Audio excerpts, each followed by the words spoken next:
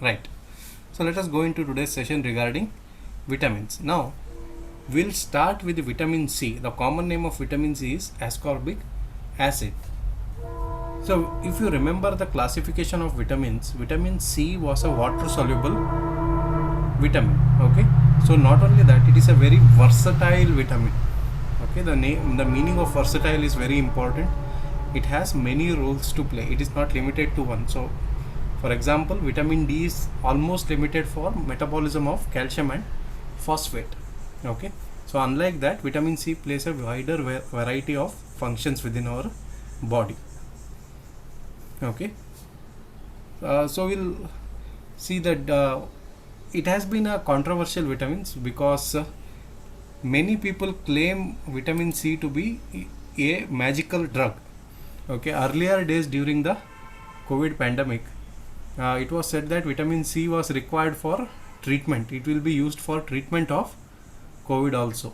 Okay, so its versatility is there, but it is quite controversial because it's not really proved that it can provide that much of immune support to the person. Right. So in terms of chemistry, what we are going to see is we are going to see what are the different vitamins that are present of vitamin C. So there are three actually. One is ascorbic acid, and there is dehydroascorbic acid, which ascorbic acid and dehydroascorbic acids are the biological active forms of vitamin C. However, there is a biologically inactive form also present called D, that is not your DE, capital D, dextra rotating ascorbic acid, which is inactive. Okay, three vitamins are present. One is ascorbic acid and dehydroascorbic acid. So these two are biologically active. That means they play the roles. So whatever vitamin C functions has the function within our body, those are carried out by these two vitamins. However, there is one more that is inactive, that is D, dextroascorbic acid, that remains inactive. So we are not going to focus much on biosynthesis and metabolism. That is not the aim of today's session. Our aim next comes is biological functions, the involvement of vitamin C in various functions in our body.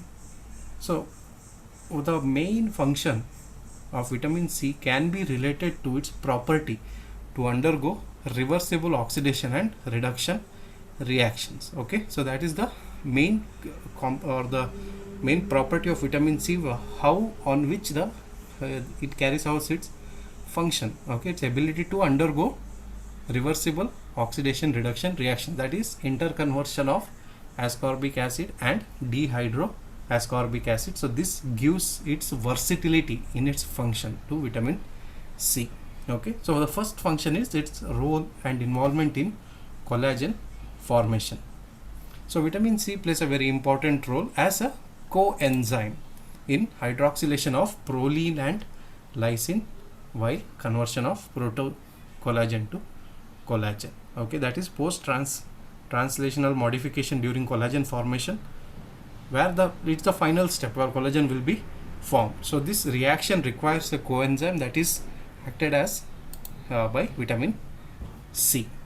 Okay, so that is the first function, its involvement in collagen formation. Where is it involved and how is it involved? It is involved as a coenzyme during the post translational modification, that is conversion of protocollagen to collagen. So that is its first function. The second function is its involvement in formation of bones. Okay, so bone tissue possesses organic matrix, while formation of the bone, the matrix has organic components, collagen and inorganic calcium, phosphate, etc., and different minerals. Okay, so how is it involved in formation of the bone? The collagen part of the bone formation is where vitamin C comes in. As we have seen in the previous function, its involvement in formation of collagen, that is how vitamin C is involved in bone formation. That is why vitamin C is required for bone formation. So the next role is involvement in iron and hemoglobin metabolism of both iron and hemoglobin. So let us start with iron. So the role of vitamin C is increasing the absorption of iron and making sure it remains within the ferrous form. Okay. So what is its function? It enhances the absorption of iron in the intestine, so that more and more dietary iron can enter into the body and make sure it keeps it in ferrous form. So how does it carry out its function? It is due to the reducing property of vitamin C, where it maintains the absorbed iron in the ferrous form. So that is the involvement in iron metabolism.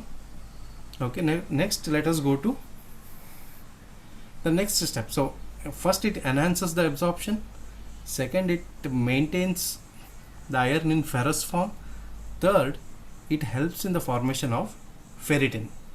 Okay, so ferritin is a compound by which iron will be stored in the body. So it is the storage form of iron. So it is responsible for formation of iron, also along with that mobilization of iron from ferritin. So basically what it does is it helps in adding iron into the ferritin molecule for storage, and also to remove iron from the storage so that it can be utilized for its function.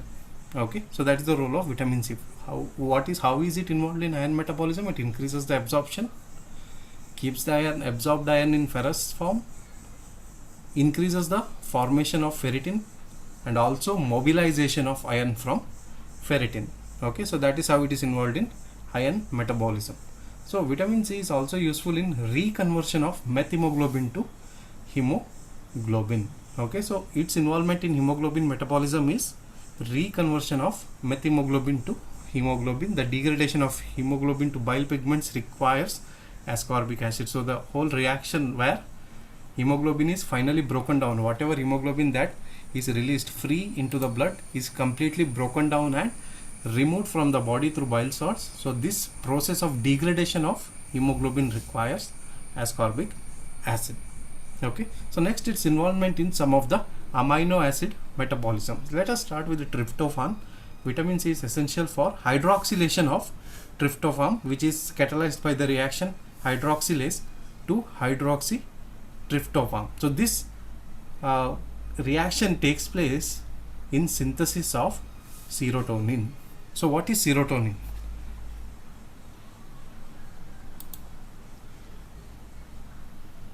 So serotonin is a hormone that stabilizes our mood. It gives us the feeling of well-being and happiness. Okay, so directly vitamin C is directly related to our feeling happy. Okay, how does it help us feeling happy? Vitamin C is involved in hydroxylation of tryptophan to hydroxytryptophan in the synthesis of serotonin hormone. Okay, that is how it is involved in tryptophan metabolism. So one of the degradation products of tryptophan is serotonin. When tryptophan is degraded, it is utilized for production of serotonin.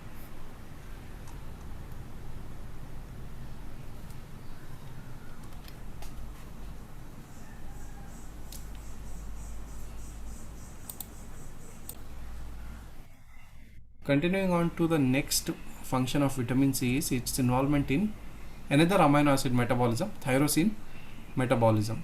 So ascorbic acid, which is a vitamer of vitamin C, is required for oxidation of p-hydroxyphenylpyruvate to homogenesic acid. Okay, this is again in breakdown of tyrosine. This is very important, breakdown of individual amino acids. Otherwise it leads to a group of disorders called as inborn error of metabolism. Now these diseases or disorders are very deadly. Okay, so mainly it is seen in children, newborns, and most of the time if it is not treated, so these newborns, they die of these disorders. Okay, so it's very important that the vitamin C and its role in certain amino acid metabolism is very essential for life basically. Okay, so how is it involved in tyrosine metabolism? It acts as an oxidation or oxidizing agent of p-dihydroxyphenylpyruvate to homogenesic acid in tyrosine metabolism. Next is folic acid metabolism. Folic acid is one of the forms of vitamin B complex.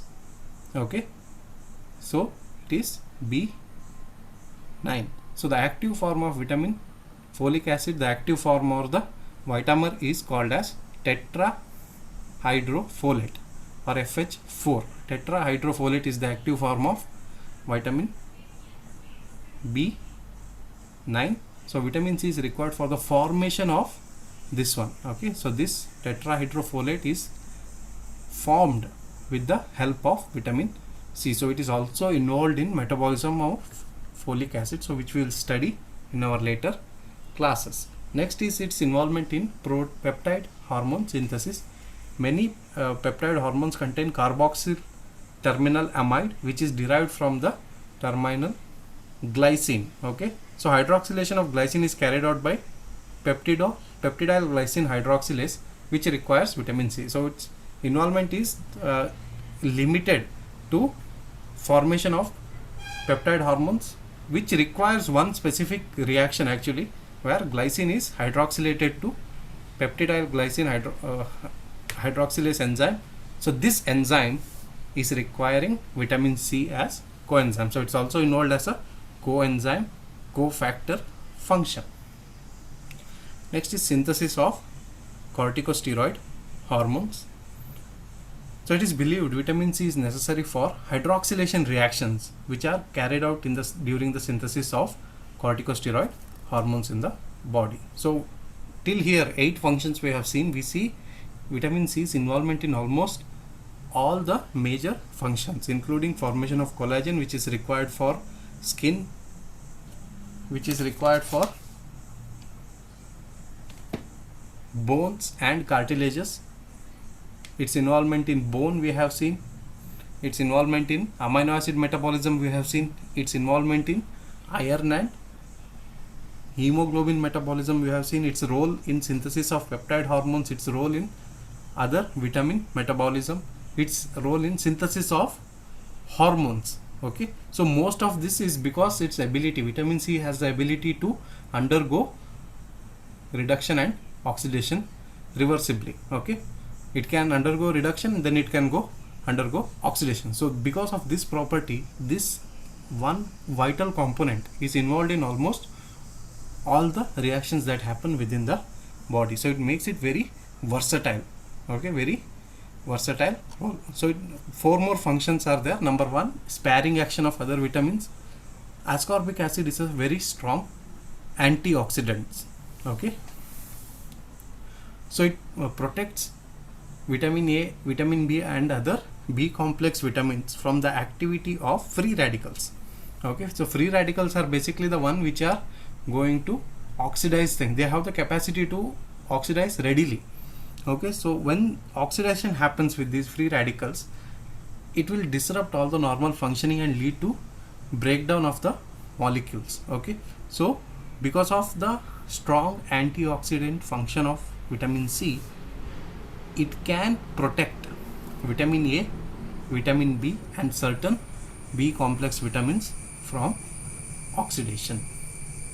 So here this point, this function number 10, immunological function, is one that is quite controversial, but vitamin C enhances the synthesis of immunoglobulin. So generally we see vitamin C enhances the production of immunoglobulins in our body, that is antibodies, and increases the phagocytic action of leukocytes. So basically it covers in both bacterial and viral infections. Okay, immunoglobulins are required, antibodies are required to fight most of the time viruses. Phagocytic action, whenever a bacteria comes, it will be phagocytized by the leukocytes. So both way it plays, that's how it increases the immunologic activity, the immune response and immune system of the body.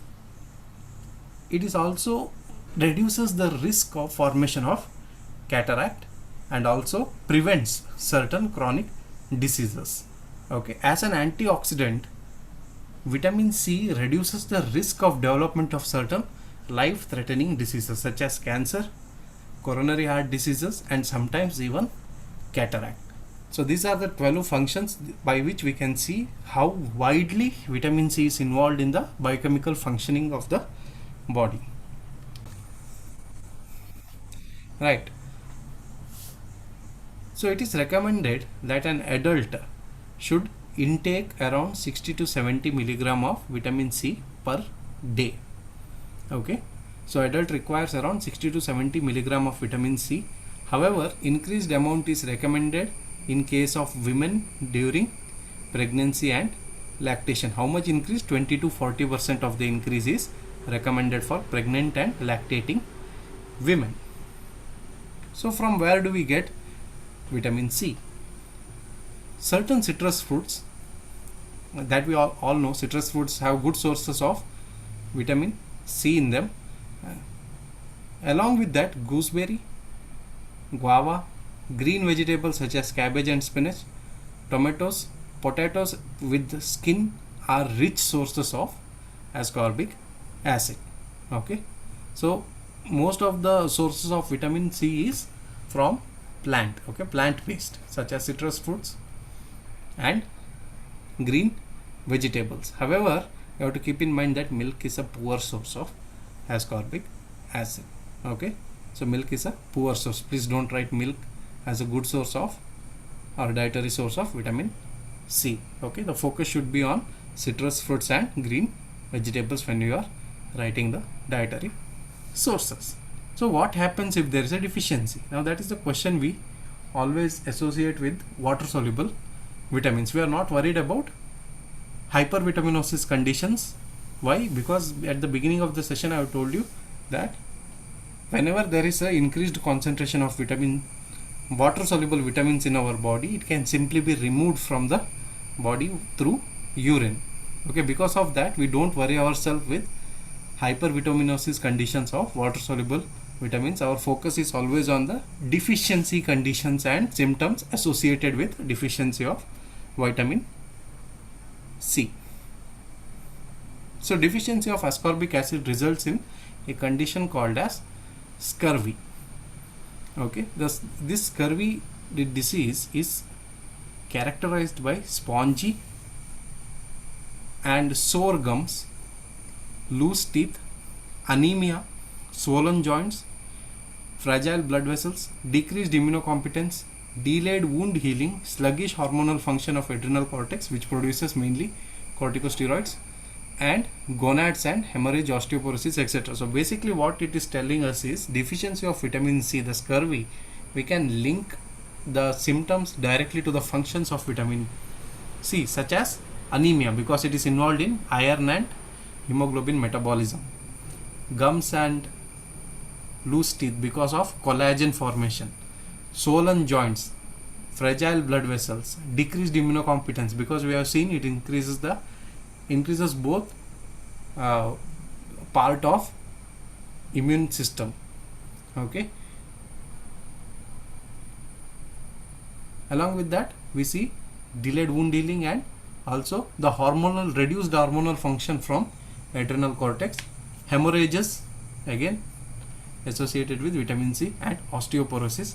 These are the symptoms of scurvy. Most of the symptoms are related to the impairment in synthesis of collagen and or the antioxidant property of vitamin C. This is the point we are always focus upon regarding the deficiency symptoms and functions associated to vitamin C is any disease that is caused due to the deficiency of vitamin C can always related to two particular functions of vitamin C. Number one is synthesis of collagen and secondly its antioxidant property. So with that we are at the end of this session.